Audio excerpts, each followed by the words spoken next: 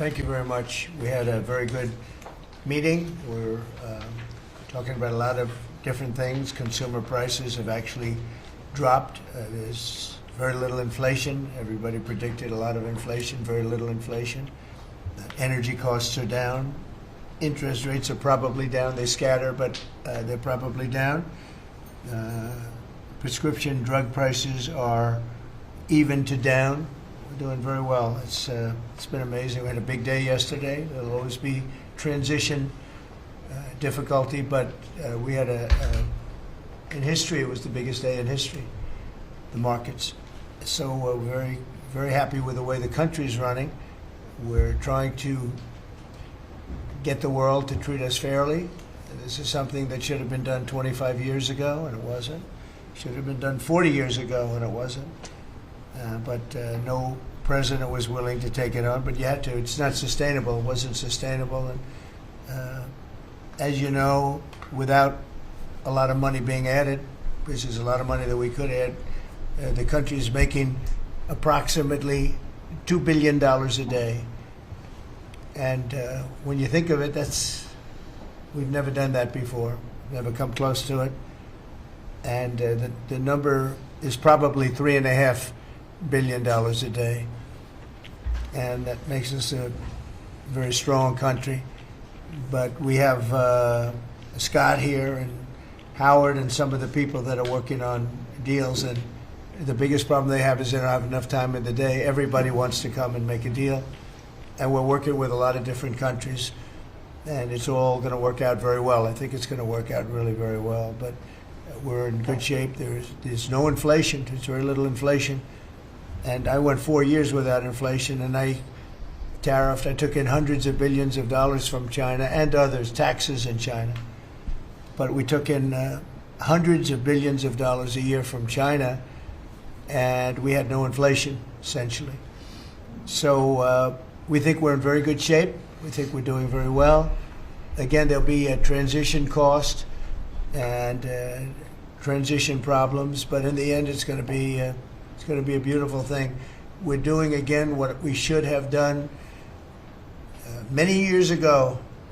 We let it get out of control, and we allowed some countries to get very big and very rich at our expense, and can't let that happen. It's not a sustainable formula.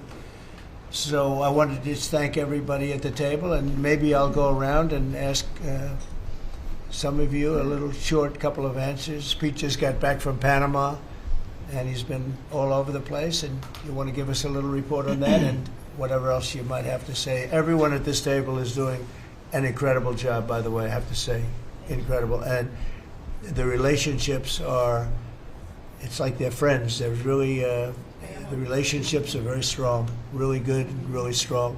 And these meetings are very good. And I think, I don't believe there's any other president that allowed the press to come into a meeting such as this. These are very sacred meetings. These are very private meetings, but we have nothing to hide.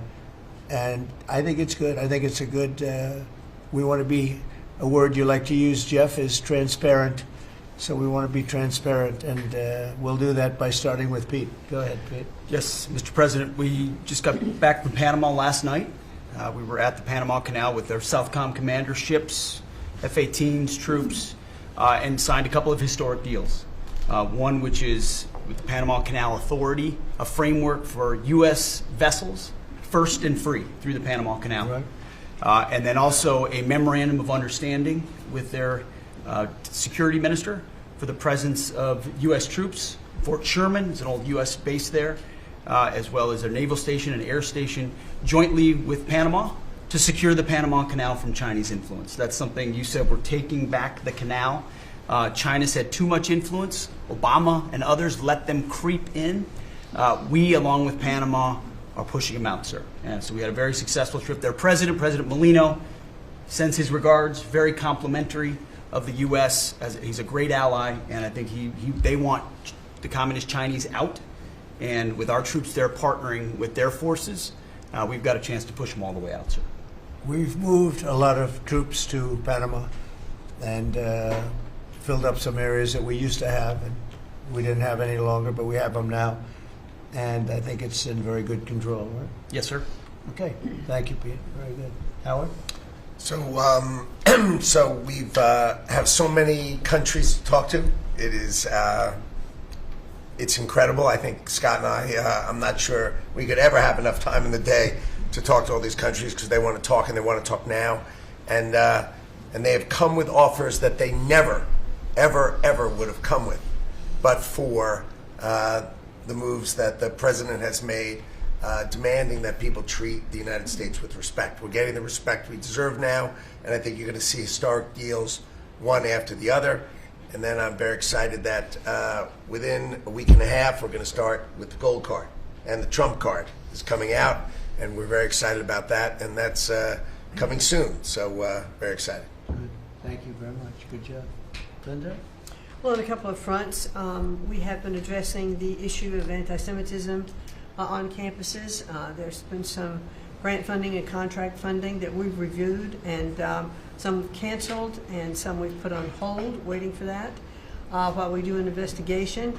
On the other side of what my responsibilities are in having education go back to the states, we're meeting and talking with governors. I was with, this week, all 50 commissioners of education around the country, and because we also want to provide them with tools and best practices as education does move back to the states. Making great progress, great response from the states, and very positive. And what about colleges? You're holding back $400 million from Columbia. From Columbia. $8 billion from Harvard. Can you imagine the money we pay Harvard? They have a $60 billion fund, and we're giving them $8 billion, and we're trying to figure that out. And then they hire de Blasio, the worst mayor in the history of New York, and they hired the woman from Chicago who was a disaster, total disaster, and they pay them massive salaries, and they're supposed to be teaching you government. That's not Harvard. That's not Harvard the way it used to be. So do you have anything to say about that? The dollars you're holding back from quite a few universities that were not behaving. Yeah, and the other, there's some Princeton, Cornell, others that are coming in, and actually getting calls now from the presidents of the universities who really do want to come in and sit down and have discussions. And so we're investigating them, but in the meantime, we're holding back the grant and the fund money. Okay. Great job. Thank you. Very thankful for the House voting for the President's budget resolution along with the Senate bill. Made a ton of progress this week in working with members to ensure that a desire for flexibility in the Senate was not misconstrued as a desire not to slow and do spending reforms. And so we're very thankful for that.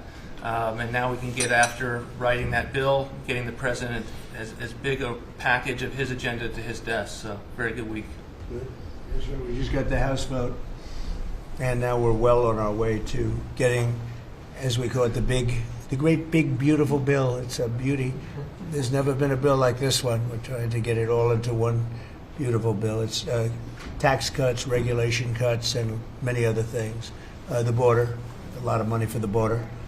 Well, you're doing a fantastic job. So, but we just got a report that we, as you know, you knew before us. Were you surprised we got the vote? Got the vote. And we're happy to get the vote. So I think we're going to be in very good shape. Okay, please. Mr. President, last year the Chinese received 1,700 orders for new ships. American shipyards received 5. Under your leadership, like so many other industries, we are going to revitalize and make shipbuilding and maritime great again with these blue-collar jobs. These are the cranes, the ports, opportunity zones, and drive that investment back in. And we have, under that executive order, and also one to streamline foreign military sales for people that want to buy our equipment, and of course acquisition reform, all just this week under your leadership, Mr. President. So we're going to be rebuilding our shipbuilding business. We may order, would have to go to Congress for this, but we may buy some ships from other countries that we're close to and that do great jobs with ships, but we're going to start the process of rebuilding. We don't really essentially build ships anymore, which is ridiculous. It's going to be a very big business for us in the not too distant future, but in the meantime, we have countries that do very well at building ships, and we'll be dealing with those countries, and we may be ordering top-of-the-line ships from those countries. And within a fairly short period of time, we'll be building our own ships. So we'll probably have to go to Congress for that, but we're not going to have a problem.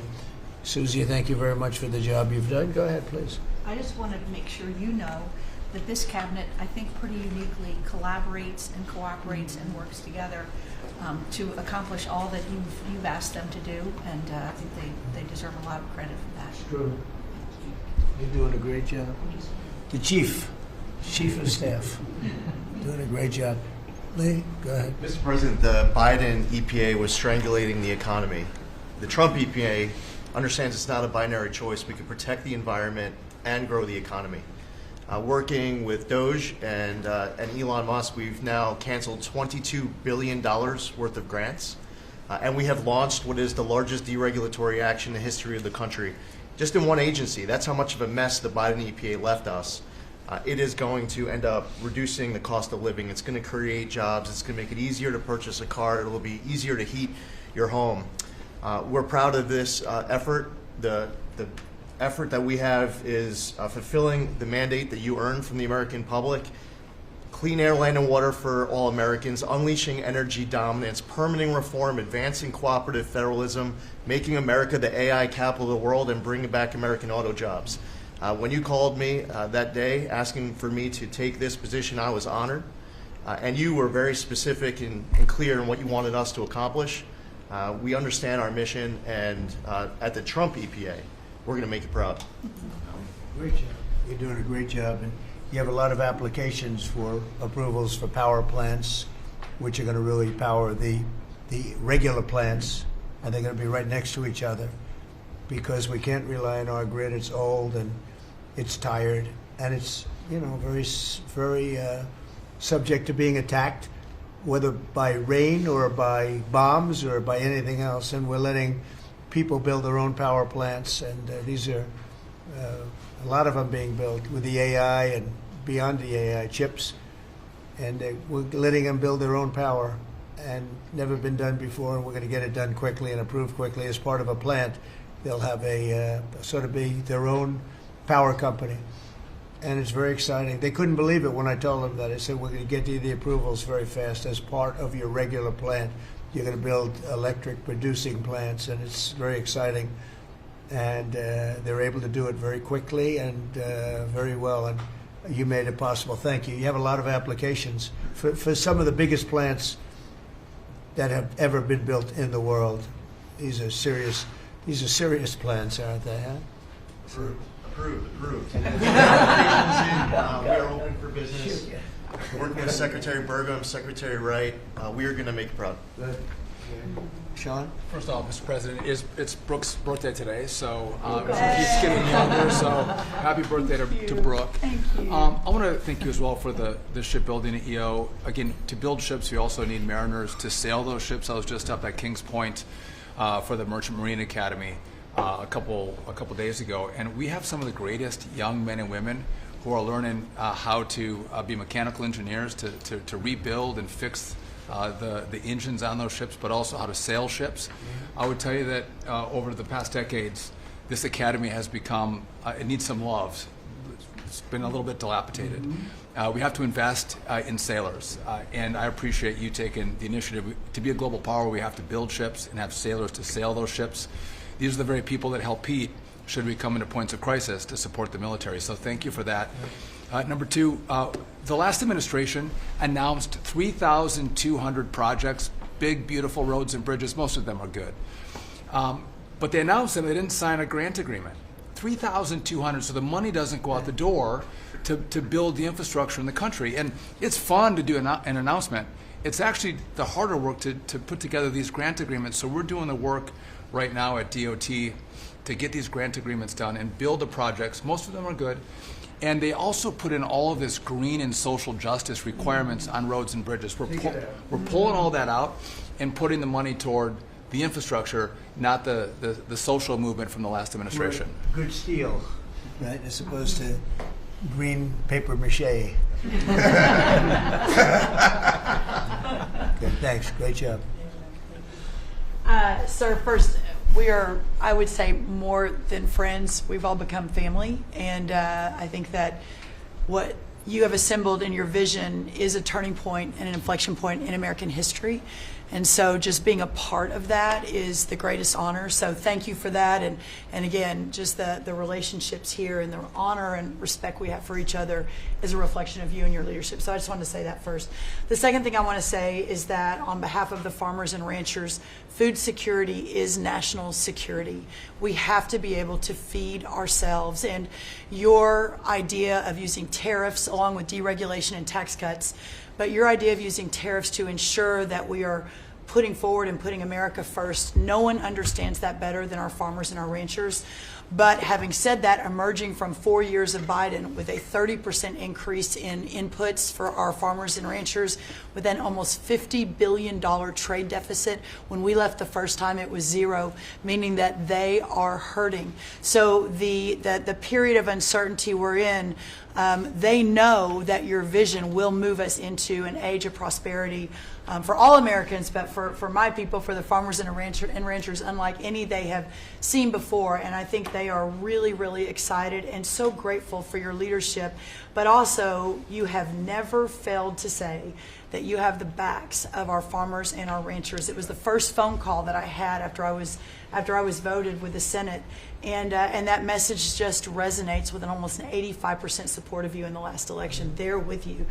Interestingly, the biggest budget driver at the United States Department of Agriculture is not farming and ranching or agriculture, it's food stamps. And so as we emerge and embark, Secretary Kennedy and I, on your vision of making America healthy again, a massive part of that is realigning and reworking our food stamp program so that it better serves those who need it. And yeah, to the point of getting the transgender, DEI, Green New Deal out of the USDA and realigning is really important. So It's out of the thank military, you. right? Yes, sir. Is it 100% out, would you say? 99.9, sir. I'm going to get that last point. Get the one out. rest of it. But thank you, sir. We've got a much different military, I will tell you. Thanks very much, good job. And eggs are down, Eggs are big, down. right? Yes, Big. yes, sir. Wholesale prices. Retail will come. Easter is the Super Bowl for eggs. So, you know, there may be a little fluctuation, but no, we feel really good about it. Thank you. That's what I hear. Thank you. Thank you. Good. I'd echo what Howard said on the trade queue, that we've got over 75 countries that want to come in. So it'll be Treasury, Commerce, Jameson at USTR, and we're putting a process in place. And as you said, you're going to be part of the negotiations too, because you know, I've had these countries call me up and Secretary Bessem, we're happy you're going to be negotiating. I said, well, President Trump's going to be involved too. Every So detail.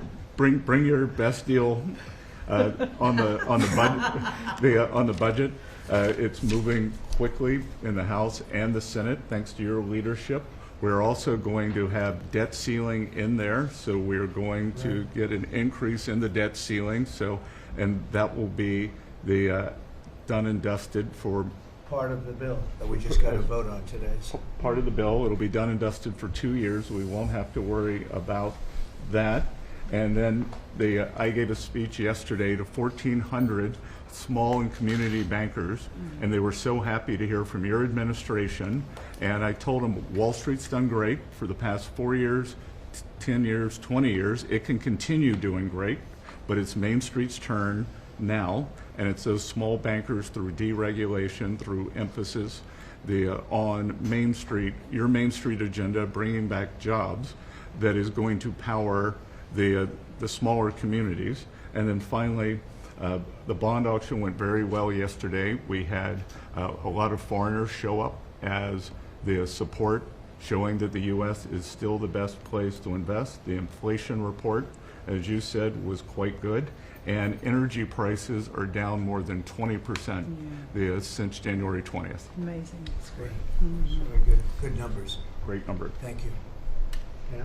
President, we've had some great wins in the last few days. That you were overwhelmingly elected by the biggest majority the U.S. Americans want you to be president because of your agenda. And the courts are ruling that you have the authority to determine how the money of this country will be spent. That's what the American citizens wanted, and that's what they're getting. An example of that Friday was the Department of Education, that you can determine how the money will be spent. No more DEI. And that impacts every agency across the board. On the civil side again, NLRB. We had a big win in the Supreme Court there. OPM, a big win there. But also 16,000 workers there. But also on the criminal side, the Alien Enemies Act. We are winning there.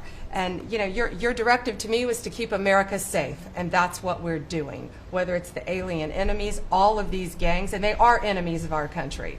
They are terrorists, they are organized crime, they have come here, they are extremely organized, they are spread throughout our country, and they are creating terror. And no more under your directive. And that has stopped. Yesterday in South Florida, we charged the 11 defendants with $500 million of pure cocaine coming into our country to kill our kids. They were caught. They will be prosecuted to the fullest extent of the law. These gang members are going back to where they came, or they're going to an El Salvador prison at your directive. And you know, you also gave us a directive to prosecute the people who are going after Tesla to the fullest extent of the law, some of the greatest police work I've seen. We've made 4 arrests. There will be no negotiations at your directive. They're all looking at 20 years in prison, and within the next 24 hours, you're going to be seeing another huge arrest on a Tesla dealership, President. And that person will be looking at least 20 years in prison with no negotiations. That's great. That's great. That will stop it cold. Domestic terrorism. Thanks, doing a great job too. Thank you very much. Lori, please. Mr. President, accountability matters. That's what we're recognizing. With our partners at the Department of Labor for Government Efficiency, just a few weeks ago, we realized there's about $4.4 billion in COVID funds that were not used, that the state coffers were just holding on to. Out of that, we've returned $1.4 billion back to the state treasury, so essentially to the American people, and we'll go back and claw the rest of those billions of dollars back. And on the heels of that, late last night, we're understanding unemployment insurance fraud. That trust needs to be whole for the American people. When we need it for who deserves it. That's not what we're seeing. And the numbers that we saw last night, again, exposed by our partners at DOJ at the Department of Labor. Since 2020, over $400 million of payments have gone out already. And when you hear these numbers, apparently in the United States, we have over almost 25,000 people who are over 115 years old who are collecting $59 million that we have sent out to people. Talk about fraudulent behavior. Mr. President, 28,000 people between 1 and 5 years old have collected fraudulent payments at the tune of $254 million has gone out. And lastly, 10,000 people who have not been born yet, 15 years into the future, $69 million, and they haven't even been born yet. In one case, they will be born 129 years from now. The United States government sent them $41,000, and they're not born yet. So, under the Department of Labor, those are the things that we're uncovering. I couldn't be more honored to tell the American people that we're bringing back their dollars and we're saving them and returning them to the United States Treasury. Also, jobs numbers. Last Friday, 228,000 new jobs were reported. That is good for the American people. That is my primary job, is to grow that workforce under your leadership. So we've kicked off the America at Work tour, and we'll be visiting all 50 states, and I'll be working with my colleagues here to do just that. So thank you, Mr. President. We're going to grow this economy. We're going to keep our focus on the American worker. So you're finding tremendous fraud, though. Those numbers are really bad when you're Unheard of. over 115 years old. And I think you had mentioned the oldest person in our country is 114 years old. Reported. That's pretty good. A woman living in Pennsylvania, but apparently there's 24,000 more of them that are 115 or older. That we're I hope you hear seeing that. too. So we have 24,000 older than the oldest person. Definitely did. That's terrible. And what are we doing about that? How do we get that money back? Yeah, so we're working with our IGs to do the further investigation. The House and Senate, we had a 5-year statute of limitations We've got an extension on that another 5 years. And so the goal, in my opinion, we should never have a statute of limitations to return the American dollars back to the Treasury when there's fraud. But at this point, we will continue to work hard and double down and return those dollars to the Treasury. Great. Thank you very Thank much. you. Great job. Christie? Well, Mr. President, thank you for your leadership at the border. For the second month in a row, you have broken the record in the history of the nation for the lowest number of encounters at the border, which is absolutely remarkable. You have said that America's laws matter and that they'll be enforced, and we're hard at work now to get people to go back home that are here illegally. So the Alien Registration Act has been in place long enough now that those individuals that are here illegally, if they haven't registered, then they can be charged criminally, and they can face fines up to $1,000 a day and face deportation if they don't go home, and they'll never get the chance to come back to America. So we're encouraging people to use the CBP Home app to register, and we're working on the resources and funding to buy them a plane ticket to send them home. I went to El Salvador, Colombia, and Mexico, and those countries and others are thinking about setting up programs to support these individuals when they get back to their countries. So when they get there, they'll have housing and food assistance, and so making sure that these folks have the opportunity to go home so that they can get the chance to come back to America is important. And So it's a very big self-deport operation that we're starting. thousands of people have already Yeah. self-deported. Well, we're just going to, when you had 21 million people that need to go home because they're here breaking our laws, then we need to facilitate that. And I've been working with the governors a lot lately on several different issues. One of them has been on FEMA for recommendations on how to do exactly what you've directed us to do. And then also I sent a letter and communicated with them that they need to be setting up a SCIF. Some of our governors don't have secure facilities to have national security issues. I think one of the jobs Homeland Security has is to give communication down to states, to local cities and communities. And so recommending they get a SCIF, they have secure comms with them at all times or nearby so that they can have national security conversations, and then to have somebody in their office designated that is their communications person. A lot of them have emergency management officers, but they don't necessarily have somebody designated when it comes to a national security issue that we may need to communicate with them on. And I think American people need to know that Real ID will be required to travel on May 7th. So those governors have been notified to communicate that at home. We don't want anybody to get delayed and not be able to travel when they get to an airport. And this will also help us bring integrity back to all of our IDs and how they're used for issuing driver's licenses. And governors know how I feel about making sure their driver's licensing system has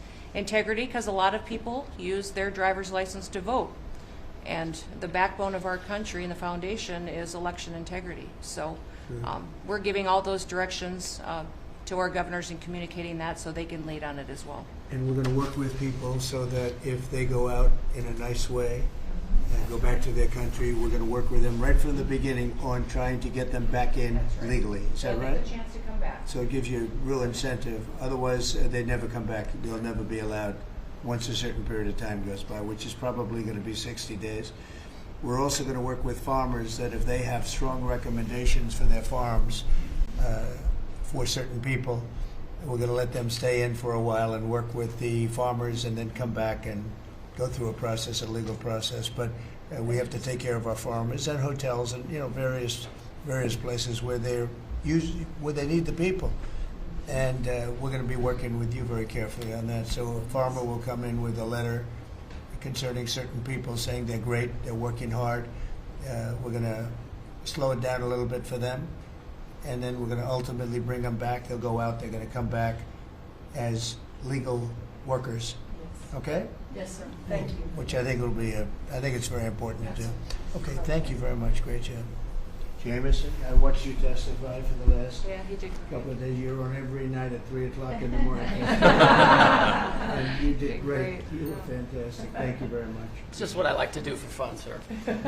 You've been keeping us very busy. Last week, you started a reordering of international trade, something that hasn't happened for 80 years, something that should have happened decades ago. And you know that. You've known that for a long time. That's why you have us all working on this. You came into an emergency situation where President Biden left us with a $1.2 trillion trade deficit. It's the largest of any country in human history, the largest. So you declared an emergency, you took You action. would say the largest in history, right? In history. There's never been anything like what he left us. He left us a mess. His whole administration was a mess.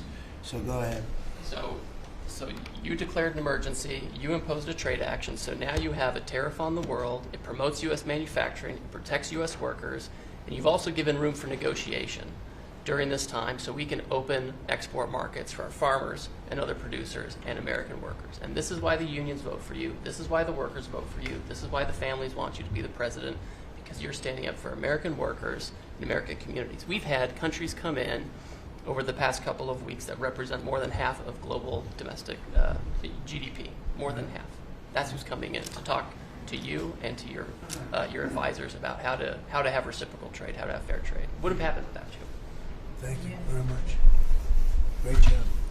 Lowy lot. Well, thanks to your fantastic leadership, this amazing cabinet, and the very talented Doge team, I'm excited to announce that we anticipate savings in FY26 from reduction of waste and fraud by $150 billion. And I mean, and some of it is just absurd, like people getting unemployment insurance who haven't been born yet. I mean, I think anyone can appreciate whether, I mean, come on, that's just crazy. You know, some of these things, people ask me like, well, how are you going to find waste and fraud in the government? I'm like, well, actually just go in any direction. That's how you find it. It's very common. it's, as the military would say, target-rich environment. So I think we're doing a lot of good in excellent collaboration with the cabinet to achieve these savings. And it will actually result in better services for the American people, and that we're going to be spending their tax dollars in a way that is sensible and fair and good. And your people are fantastic. In fact, hopefully they'll stay around for the long haul. We'd like to keep as many as we can. They're great, smart, sharp, right?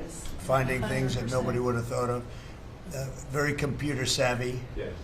We're working with hard to get the Trump Gold Card operational, hopefully in the next week or so. That'll be great. That'll be very exciting. It's Really exciting. That's a pathway to citizenship into the United States. I think it's a big deal. Yep, it's a big deal. Thank you very much. Great job you're doing. Thank you, sir. Thanks to your leadership and setting the mandate of transparency and accountability across the U.S. government, I'm bringing that transparency and accountability to the intelligence community. First and foremost, to make sure that you and your cabinet have that real-time, relevant, apolitical, objective intelligence to best inform whether it's negotiations for peace, negotiations around tariffs, the great work that you are leading around the cabinet today.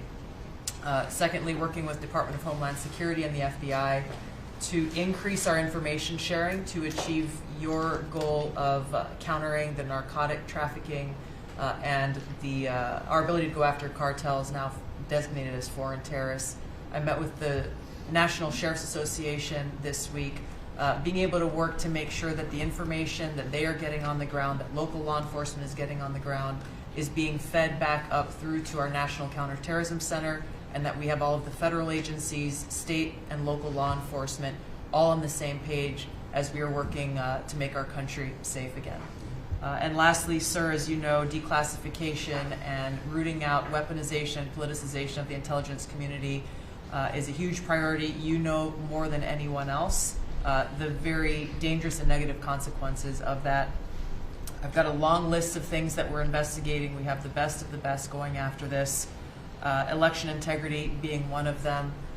We have evidence of how these electronic voting systems have been vulnerable to hackers for a very long time and vulnerable to exploitation to manipulate the results of the votes being cast, which further drives forward your mandate to bring about paper ballots across the country so that voters can have faith in the integrity of our elections. And lastly, we've been scanning. I've had over 100 people working around the clock to scan the paper around RFK, Senator Robert F. Kennedy's assassination, as well as Martin Luther King Jr.'s assassination.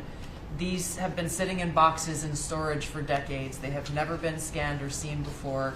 We'll have those ready to release here within the next few days. That's great. Bobby, how do you feel about that? That's hitting, I'm very that's gratified hitting to close, that's hitting close to home, isn't Yeah, it? no When you kidding. think, I'm Yeah. thinking about Bobby when No. when that statement's made. I'm very grateful to you, Mr. President. And you'll let Bobby see some of this because, you know, it's very personal stuff.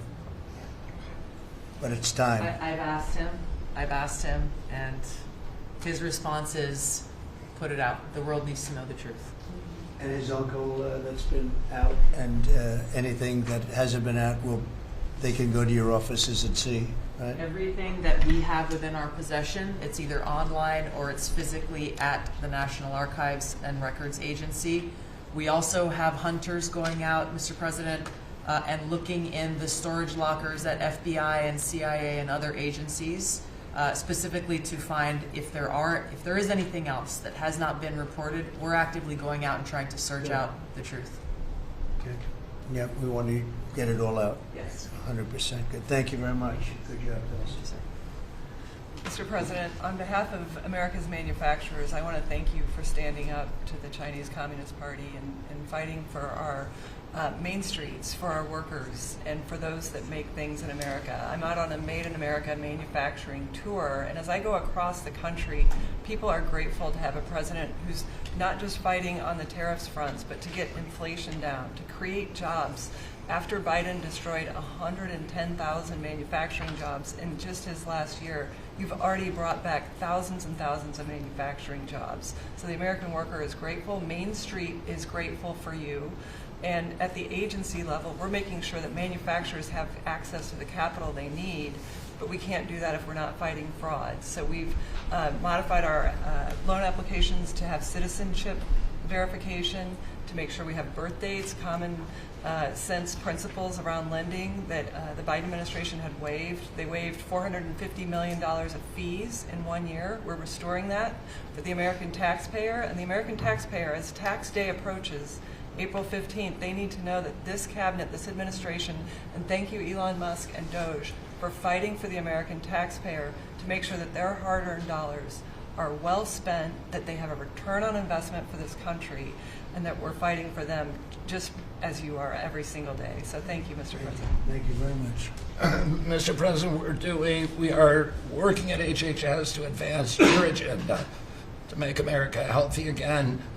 I'm working with Lee Zeldin to reassess the fluoride rules based upon the August release by the National Toxicity Program of new science that shows a direct inverse correlation between exposure to fluoride and IQ loss, particularly in children.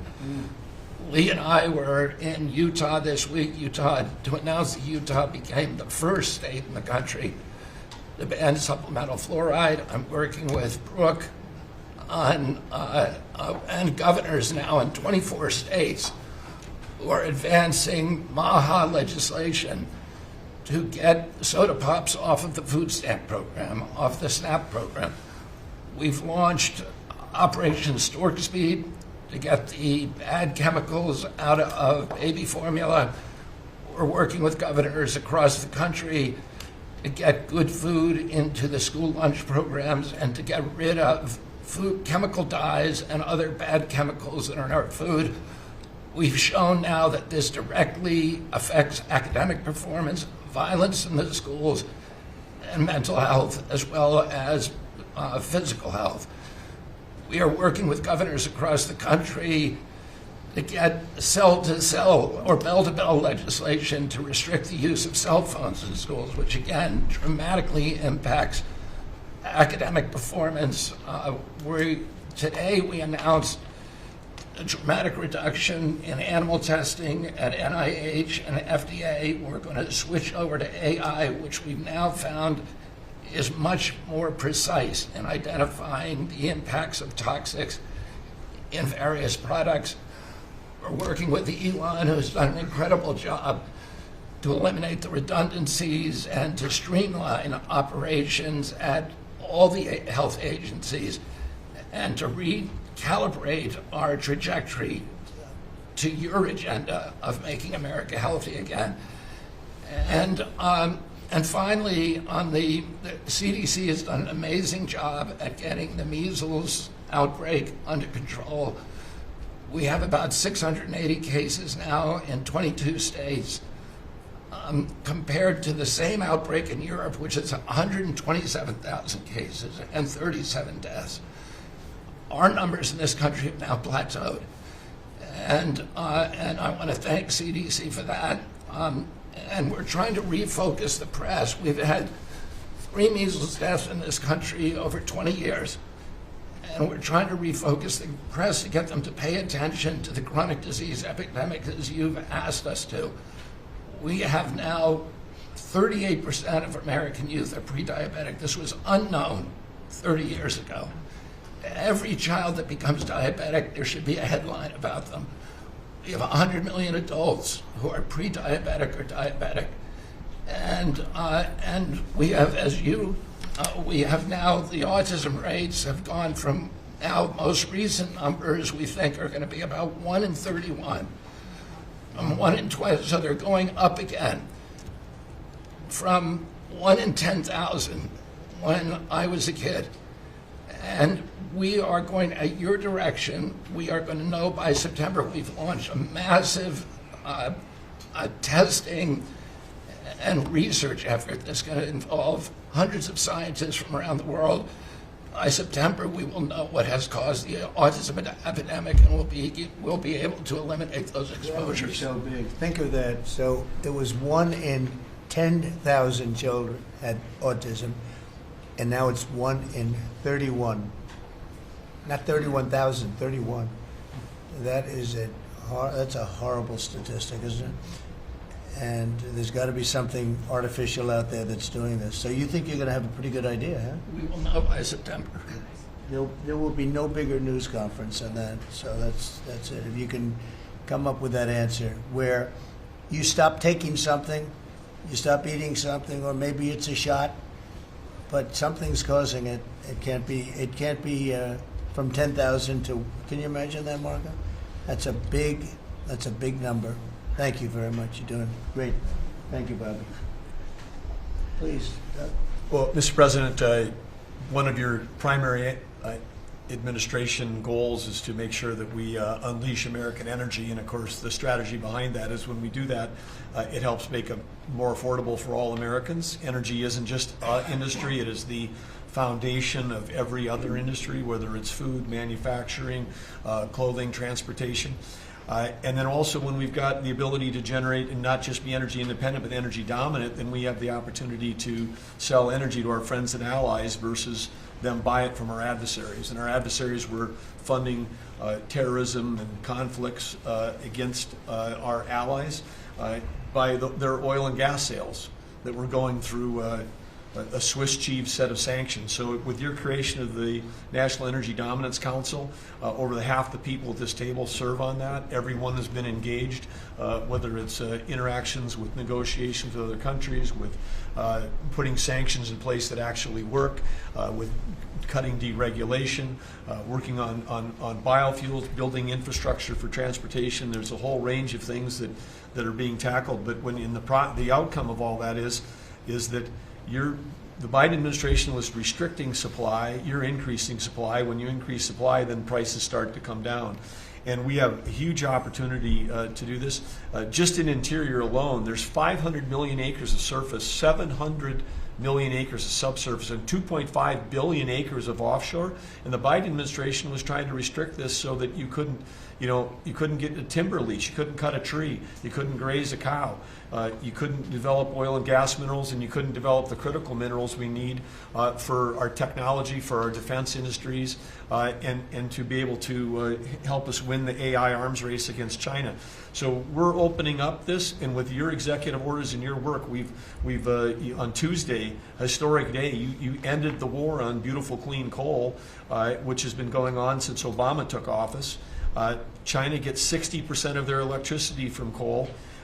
They're opening up a They've opened up 94 gigawatts of coal in the last year as part of this AI arms race. 94 gigawatts, that's enough for 94 Denvers to be able to, 1 gigawatt per metro area like that. It's unheard of. So what we have an opportunity under your leadership to come back. The Gulf of America had its first offshore lease sale, which is scheduled for later this year, but that was, the industry loved that because we're now, the Gulf of America is now open for business again. And there's as much as 7 billion barrels of oil accessible now. They've increased the upside of what they think that is. On the coal front, the estimate is the financial value of the coal in America is $8 trillion. That was an asset on the balance sheet that we've now being put back on again. And of course in Alaska, with your separate executive orders to unleash Alaska energy between ANWR, the North Slope, the Strategic Petroleum Reserve Alaska, all of those, we've reversed Biden decision. Those are all open for business again. And all of this is leading to the investment coming to America. The smart money is coming to the U.S. That's why we've got, trillions of dollars of investment that is showing up at the door, because they know if they're going to do manufacturing here, there's going to be energy to power their plants. And so again, thank you for your leadership and thank you for everything you're doing. Very good. Thank you. Marco? Well, Mr. President, one of the most important things I believe you'll achieve in your presidency is reordering the world in a proper way. For 31 years, more than 31 years now, multiple administrations have allowed the Chinese to deindustrialize this country, to take away jobs and factories and the pillars of our national strength. And what you're doing now, I think, is a great service to our country, but ultimately to the world. And I want to congratulate you and your team that's working on that, because it has extraordinary geopolitical implications, as you see, from all these other countries that are now coming here and wanting to join something that actually makes it's crazy to allow these. I mean, basically, we lived in a world where Chinese companies can do whatever they want in America, but our companies cannot do anything over there unless they allow it, and even then they steal our stuff and reverse engineer it. So just reordering all of that has dramatic implications on peace and security of the world, so we thank you. An important meeting, thanks to you, is going to happen on Saturday for the first time in a long time. There'll be direct talks between Ambassador Woodcock and a top-level leader in Iran. We hope that'll lead to peace. You've been very clear what Iran is never going to have is a nuclear weapon, and I think that's what led to this meeting, and we'll wait for him to come back from it, and we're hopeful about that. I would also say that we are receiving, and I think the Department of Homeland Security can confirm this, historic cooperation from countries all over the world. Number one, in taking back their citizens. Every country in the world has to take back people that are illegally in another country, and we have countries that refuse to do it or will kind of ignore our calls. All of them are doing it. The ones that are not are paying a price. And we've also found cooperation in other countries that are willing to take some of these people, some very dangerous criminals. I know the president of El Salvador will be here next week, has really been a good friend of the United States in that regard. These are some of the worst people you'll ever encounter, and Pam knows this, and Christy knows this from the work they're doing. And one last point I want to make, Mr. President, and again, it's under your leadership, it's actually under your executive order. If you come to this country as a student, we expect you to go to class and study and get a degree. If you come here to vandalize a library, take over a campus, and do all kinds of crazy things, we're going to get rid of these people, and we're going to continue to do it. So when we identify lunatics like these, we take away their student visa. No one's entitled to a student visa. The press covers student visas like there's some sort of birthright. No, a student visa is like me inviting you into my home. If you come into my home and put all kinds of crap on my couch, I'm going to kick you out of my house. And so, that's what we're doing with our country, thanks to the president. And last but not least, very important development this week, but both Pam and I were very excited. The finest higher education institution in the United States, University of Florida, is also now the national champions in basketball, and we hope you'll host them here soon, Mr. President. Go Gators. They're coming. Good for the SEC. They're coming, guys. Congratulations. Well, thank you very much. You're really doing a great job. We appreciate it. Any question? Mr. President, can you give us a reaction to today's stock market drop, and also give us a sense of the next steps with China? Well, I haven't seen it because I've been here for 2.5 hours, so I'll be seeing it. I think Scott went out. Scott, you want to have a statement on that? Sure. Look, the up 2, down 1 is not a bad ratio, or up 10, down 5. And I think, as we have talked about, as we go through the queue and settle with these countries who are going to bring us their best offers, we will end up in a place of great certainty over the next 90 days on tariffs. But we had very good inflation numbers today. Oil's down. We had a successful bond market, so I don't see anything unusual today. And next steps for China, sir? Well, we'll see what happens with China.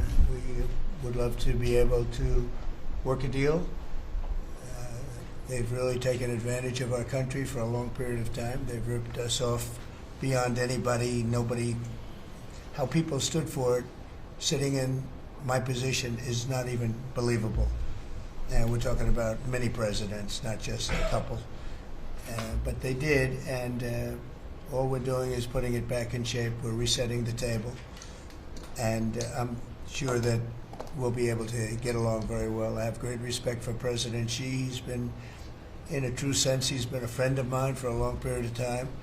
And I think that we'll end up working out something that's very good for both countries. I look forward to it. Mr. President, China retaliated today by reducing the number of American films that can be shown there. What's your reaction to them now targeting cultural exports from the United States? I think I've heard of worse things.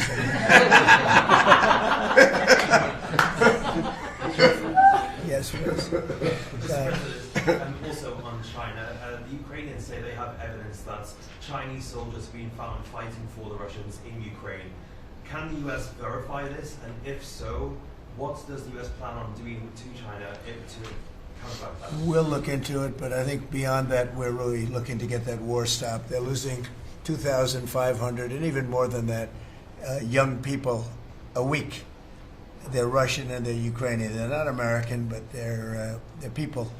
And we're seeing if we can get it stopped. And I think we're making progress. I appreciate the ballerina who was released. It was at the request of a very good friend of all of ours, actually. Dana White called me and he said it's the friend or the relationship of one of the fighters for UFC or one of the fighters. And Dana's an incredible guy, and we spoke to President Putin about it, and they made a deal. They released the young ballerina, and she is now out, and that was good, so we appreciate that. We hope that we're going to be able to make a deal relatively soon with Russia and Ukraine to stop the fighting. It's so senseless. It's such a horrible thing. It would have never happened if I were president, but it did happen, and we were given that card. And I think we're going to get it. I think we're going to get it stopped. Got to get going. We got to get it. We have to move it faster. Likewise with the hostages, we're making progress. There's 59 hostages, but only 24 of them are living, and that's the way it's been presented to me by the mothers of some of the dead, mothers and fathers of some of the dead hostages, and they want the bodies of their baby, as they say, their baby, their young boys. They want them back as much as if they were alive. It's amazing because when I met the hostages 2 weeks ago here, I couldn't believe what they had to go through, by the way. But when I met them, they said, yeah, there's 59, but 24 are living. And they actually consider, I guess if you're a parent, you do consider it this way, that the remainder who are dead, the 24 that are alive, the remainder that are dead, they want them back just as much as they would want them back if they were alive. It's really pretty amazing and pretty sad. So we're getting close to getting them back. We have a lot came back. A lot of people are very grateful. Some came back in pretty bad shape. Some came back, they're okay. I think they're going to be scarred mentally for a long time. Because if you sit down and talk to them, as I have, what they went through is incredible. But we're making progress. We're dealing with Israel. We're dealing with Hamas, and it's a nasty group. Mr. President, how close are you to the first country coming to actually make a deal with the United States over tariffs? Is it days, months? Well, I think it's very close, but we have to have a deal that we like. We don't want a deal that's going to be a bad deal, or I could make every deal in one day if I wanted to. I could do this all in one day. I could just say, here's what we'll do. And I was saying to the people before, to Scott, mostly to Scott and Howard, and some of the other people that work with us on the negotiations. We have a lot of law firms that have paid me a lot of money in the form of legal fees. We're going to probably use those firms to, if we can, I think we can, I'll make a contribution to the country, but they're great firms, they're the best firms, the biggest, and really the most prestigious, and we may be using them to help you guys out, because you're going to need a lot of lawyers, and I'm not sure Pam's going to be happy if I say, can you send over about 200 lawyers that work on trade? She's working on criminal stuff, and I think that's going to be her focus more than anything else. So we'll find out if we can do that. But we have a lot of lawyers that you've been reading about where they paid $100 million a firm on average. Now we have the final 4 or 5 are at $125 million. So I have a lot of legal fees I could give to you people, and we might as well use them. Hopefully I won't need that many legal fees or that much. I may. Who knows? After it ends, after we leave, maybe I'll need it. But if I do, it's not going to be very pleasant. So I think we're going to try to use these very prestigious firms to help us out with the trade, because we have a lot of countries. But we want to make deals that are proper for the United States, not just we can make deals easily. We want to make them proper. Mr. President, if you aren't able to reach the deals that you want to see at the end of the 90 days, will you put those higher tariffs in place, or will you extend Well, that's what pause? would happen. I mean, if we can't make the deal that we want to make, or we have to make, or that's good for both parties, it's got to be good for both parties. You wouldn't. And then we go back to where we were. You'd go back to the numbers that you announced last week. I think so. You wouldn't extend the pause. Yeah, we'll have to see what happens at that time. Thank you, Mr. President. You said yesterday you were considering some exceptions for companies. Can you talk about what you're considering, and then also on the reciprocal tariffs, that it'd be substantially lower? Is the same math formula going to be used, or is that tossed out? I'm not considering now for any country or company, but it's possible that I would. But I'm not. We don't have that situation right now. People understand where we are, what we're going to do. But it could happen. It's called flexibility. You have to have certain flexibility. Mr. President, what are you planning on using the money that you're gaining from revenue through the tariffs on? Paying down national debt, reducing taxes, creating good budgets, helping Christie with the border and all of the other things. I built hundreds of miles of wall, as people now understand, 571 miles of border wall in the first administration. But we're going to beef it up, and we're going to add more. And the numbers are incredible. Really, the numbers are what's taken place. We had great numbers, but these numbers are topping my last administration. And Christie and Tom Homan have done an amazing job. But it's an expensive process. This weekend, where they used to have hundreds of thousands of people standing there pouring through the border in Tijuana, Mexico, this weekend they had nobody. You had a man sweeping this massive piece of concrete, which is, the area where they said massive. And I've looked at that during the Biden administration. You couldn't see a piece of that concrete. There were so many people on it. You couldn't, if you had helicopter shots, you couldn't see concrete. Now, this weekend, you had nobody there but a man with a broom sweeping it and cleaning it up. Pretty amazing. It's really an amazing job. But it will be used for that. It'll be used for a lot of things.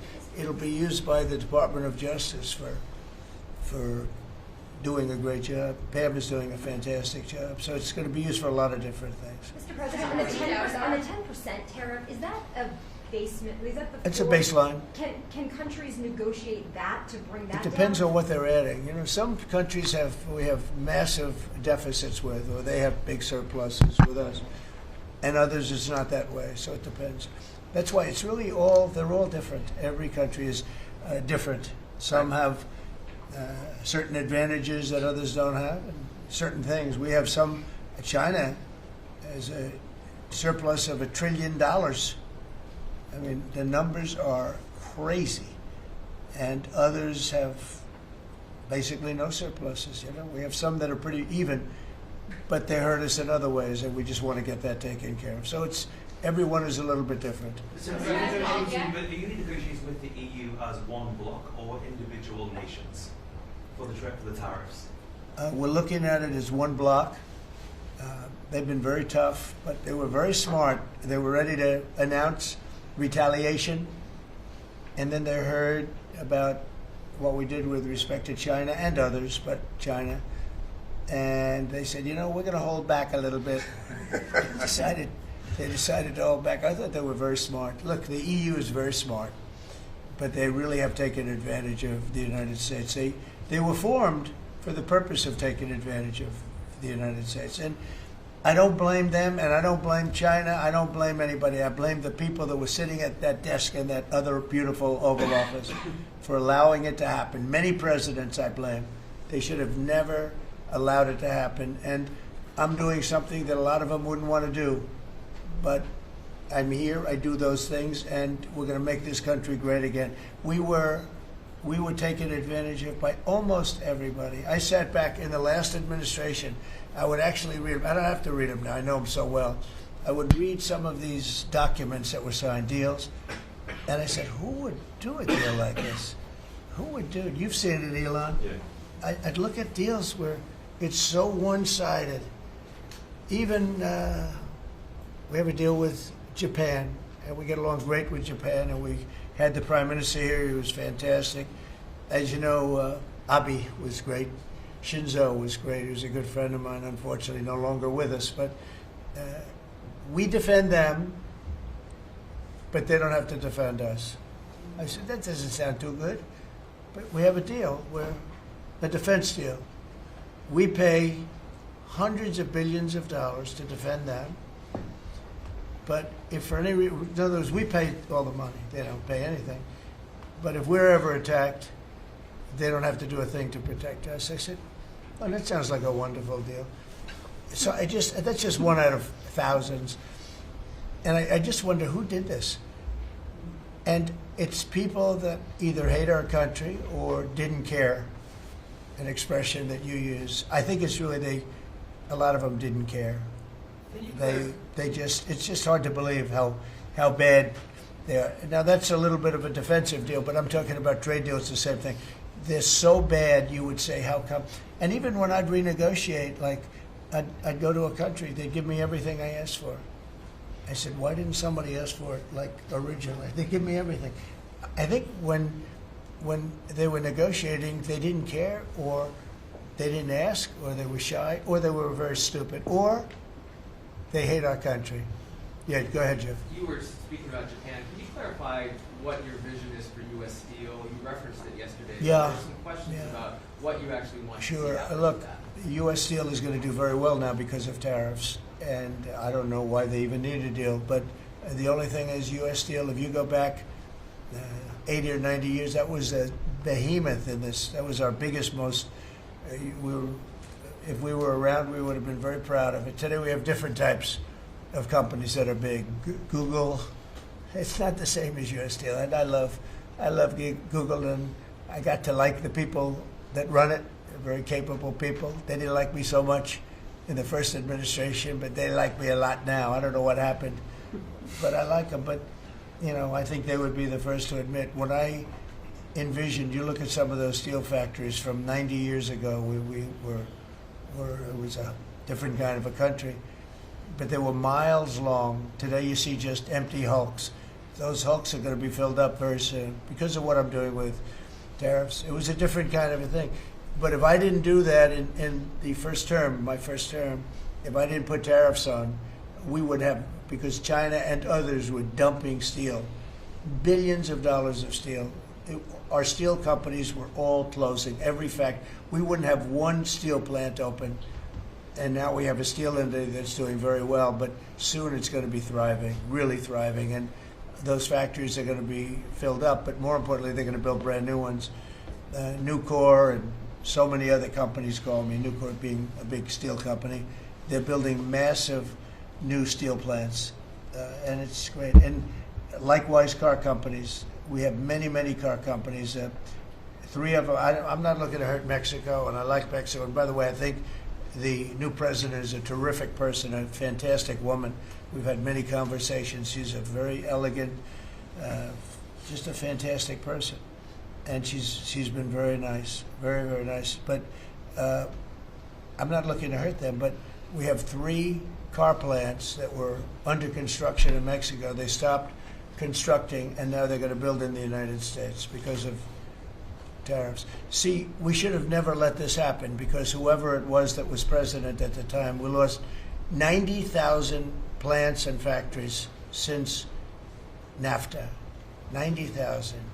It's not believable. How about that, Laura? You know, you're in that sort of world of factories We're going and to build back plants. manufacturing, construction jobs, and bring those workers back home. That's right, we're going to bring them all back. But think of it, from that period of time, which isn't so long ago, we lost. I said the other day, if you had a map on a big wall like this, and if you had pins, 90,000, I don't know if you'd have enough. I don't think you'd have enough room on the map to put the pins. 90,000 factories that we've lost since NAFTA. And it's not even, and about 6 million jobs, really, I think probably a lot more than that, but they say 6 million jobs. We're going to bring many of that back. I think we're going to bring more than all of it back. We're going to be better and stronger than ever before. But if a president, when they were leaving, said, look, you can leave, but if you're going to build a factory someplace else, and you think you're going to come and sell your steel or your car or any product that you make, your pharmaceuticals, which we're going to do, we're going to get them all back. But if you think you're going to just, all they had to do is say this, and they wouldn't have left. You know, I said it the other day. I said it with respect to, I made a speech a year ago, and I told them if I win, we're going to charge a big, big tariff at the border. And people were thinking about building in Mexico a car plant. And I said, we're going to have a big tariff. So if you want to build a car, you're going to have to pay 25% more than the cost of that car. You're going to have to pay 25% tariff at the border. They would have never left. They could have kept everybody. If a president said, if you leave this country, you leave Michigan, you leave Detroit, you leave anybody, any of our states, because to me they're all the same. I love them all. I love them all, and I probably won them all, but they say I won most of them, but I think I won them all, but that's okay. But all you had to say if you were the president is, if you leave and you think you're going to now fire all those workers, leave all that, everything behind, and you're going to build in another country and sell it any, and no, you're not going to. You're going to pay 50% or 100% tariff. They would have never left. And all you had to say, Marco, all you had to say very simply is, you don't have to write it down. All you have to do is say it verbally. If you leave, you're going to pay 100% tariff. Therefore, don't leave. They would have never left. But they left 90,000 plants. I mean, it's hard to believe that many. It's not, you can't envision it. So just getting back to your, because I'm the great weaver of all time. To weave, you have to be a genius. To go on tangents, anybody can do that. But we'll get back to your original U.S. Steel. U.S. Steel is a big name in this country. It's Babe Ruth is a big name. We have a lot of big names, but not too many. U.S. Steel is one of the great names in the history of our country. And normally I wouldn't mind so much. I wouldn't be thrilled with it. But to buy for a foreign country, and we love Japan, but for a foreign country to buy that cherished U.S. Steel brand, that's hard for me to do. Somebody else may want it. The company Nippon that's involved with it is a big, powerful company who do a good job. But why can't they just build a plant themselves? I mean, why do they have to, take U.S. Steel? So as you know, I rejected the deal. Now they've come back in a different form. They're coming back as an investor. And, I feel better about that, I guess. But, I know them very well. I know the thinking. It's the investor. They'll invest, and somebody else maybe is sitting in this chair, and they will no longer have an investment. They'll have the whole thing. That's the way it works. Very smart. They're very, very smart people. We're dealing with very smart people throughout the world. Great geniuses, actually. Look what they've done to our country. And again, I don't blame China. I don't blame anybody. If I could have done it, if I were in that position, I'd have great respect. I have great respect for the people. They ripped off the United States, and all we had to do, have a president that knew what the hell was going on, and none of those countries would have left. Those companies, none of them would have left. So that's a little lesson in basic business. And it's really basic business. It's not complicated business. It's very basic business. and we'd have every one of those car plants going just the way they were 30 years ago. None of them would have left, but now they're coming back. Mr. President, the Labor Department has confirmed that $400 million went to fake people for unemployment benefits. Yeah. Just what are your initial reactions? I think it's terrible.